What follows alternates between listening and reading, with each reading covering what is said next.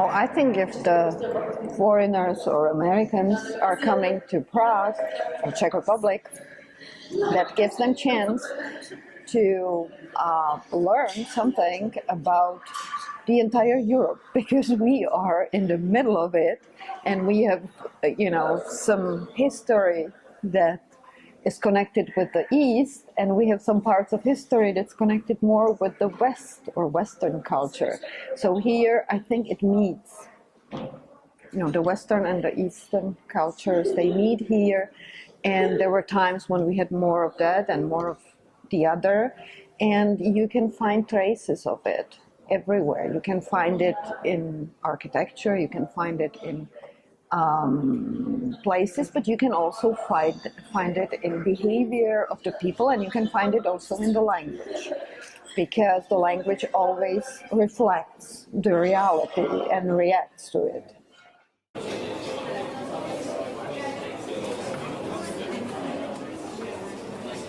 But they can learn some basics, and even if they learn the basic phrases, they will see also how the language is structured, which will help them to understand maybe a little bit more about their own language, because it's so different. And language and culture are so connected, they are so close, that even through the basic phrases and through the really basic statements and phrases, they can understand maybe, or learn more than understand, about the culture here. And also, this nation is very proud about the language, because this is one of the things that really distinguishes us a lot from the other cultures. And by trying to at least understand a little bit of that, they will get deep into the culture, and people will open themselves a little bit more if they hear them at least trying to understand it. It's also good to get the basics of Czech, because basics of Czech are basics of Slavic languages. So if they learn a little bit about Czech, they are also learning at the same time a lot about Russian and about Polish, for example, or Ukrainian, other Slavic languages. And as I'm saying, they will learn also a lot about their own language, how it differs. Maybe things that they were not realizing because they were speaking it since they were born. And so that could be the benefit.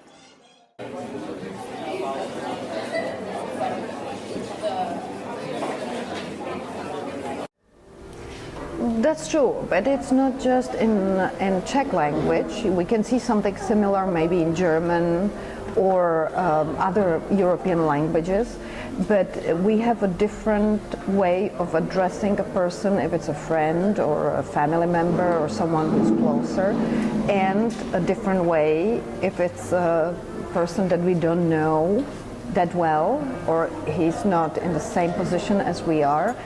And that's very important, because it brings, as you said, a certain way of behavior while using this form and not the other. It just brings a lot of other things with it, and respect is one of the things. So it's interesting to learn something like that. We have cultures where they have even more ways how to express respect. I think in Japanese there are different levels. Here it's just two ways, but it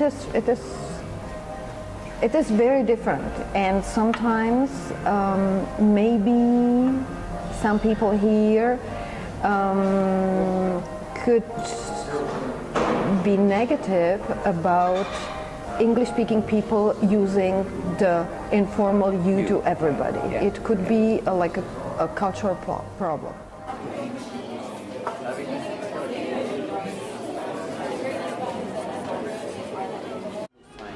Yeah, so during the communist time, the party members were addressing each other with the informal you, and they wanted to have everybody get a feeling of camaraderie, a big group of people who think the same way, who care about the same things.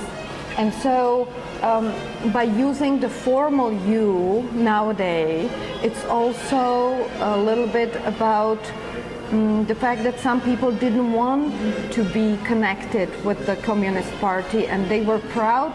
They are even at that times that they were using the formal you, and they denied to be informal, to be part of that big group.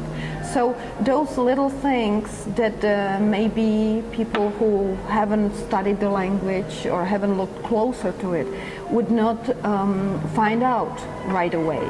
But it could have also other reasons for using or not using, or people liking to use formal or not liking to use formal or informal you. So it's more just than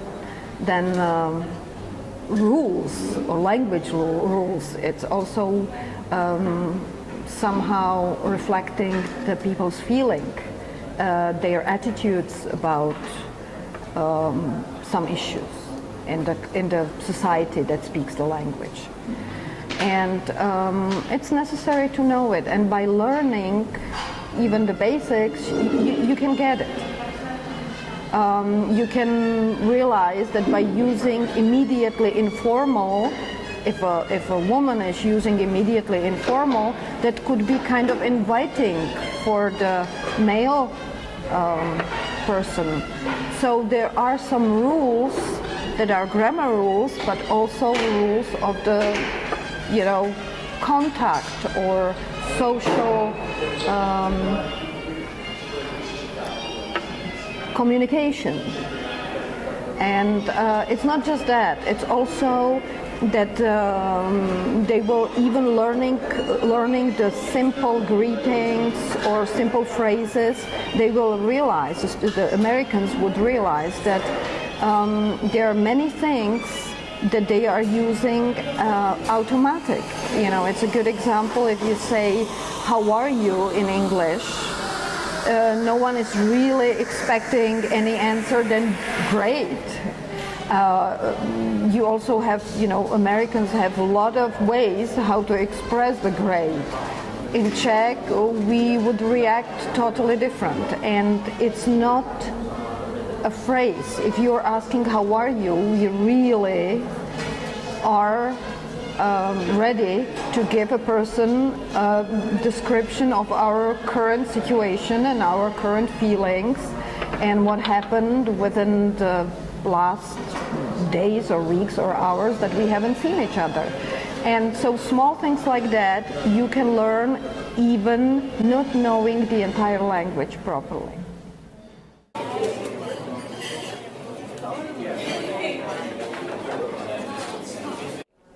Yeah. There are some people who would go even further, and they would say that Czechs were cynical, and that it all depends to what you compare. If we compare the American culture and the Czech culture, that's true, and it has a reason. The reasons are partially. It's a mix of reasons. It's not just one reason, but one of the quite important reasons is our experience with the communism, when the public life was totally separated from a family life, and so you were informal and friendly and open with the family members and with the friends. You were able to tell them what you really think, but also you trusted them, because if you really said what you thought, it could be dangerous, so you trusted those people. But in a public, you had to be reserved because you never knew who is listening, who is the person across you if you didn't know him that well. And so there was a big difference between the private life, family life, friends, and public life. And so yes, we are still, even though it's not anymore communism here and people are not afraid to say what they think, it became like a habit that we really don't share too many opinions with strangers. And we are not really good at small talks because we are interested, then we ask questions in details, or we just meet the person, we will see him once, and then there's no point to really go into the conversation. So there was a big difference, yeah, and we are carrying it with us. The culture took it, and it will take some time before this really changes.